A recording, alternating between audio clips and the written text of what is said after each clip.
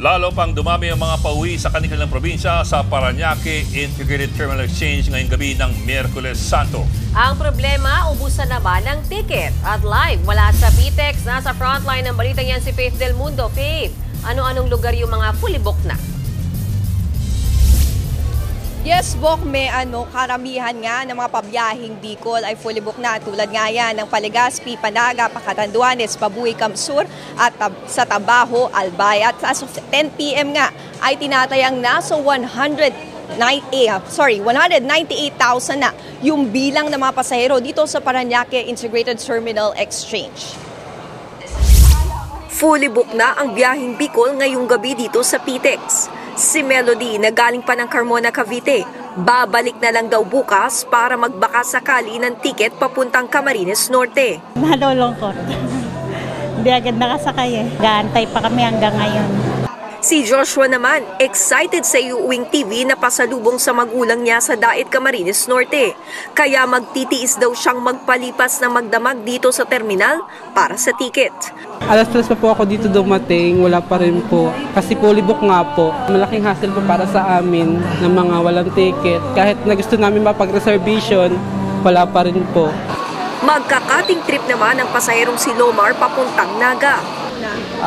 Makasakay ng diretso ng turbina, magturbina.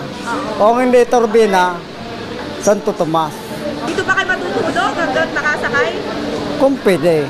May ilang mga bus lines na fully booked na rin papuntang Bicol hanggang April 18. Chance passenger mas malabo pa rin ngayon kasi syempre ang mga buses natin hindi rin sila pumapayag minsan na standing dito sa PTEX.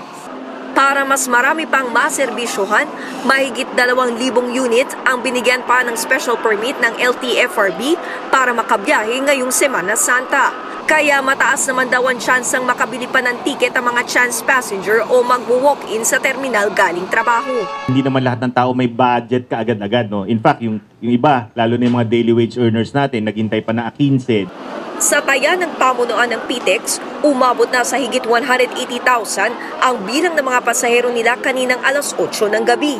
Inaasahan na abot pa yan sa higit 200,000. May random inspection naman para makasiguro sa kondisyon ng mga bus at mga driver nito. Bokmean, paalala nga natin sa mga pasahero, huwag na pong magdala ng mga ipinagbabawal na gamit. Tulad nga yan ng mga matatalim na bagay tulad ng gunting, ng kutsilyo at yung mga flammable o yung pinagmumula ng apoy dahil kukumpiskahin nga lamang yan sa security check. Bokmean.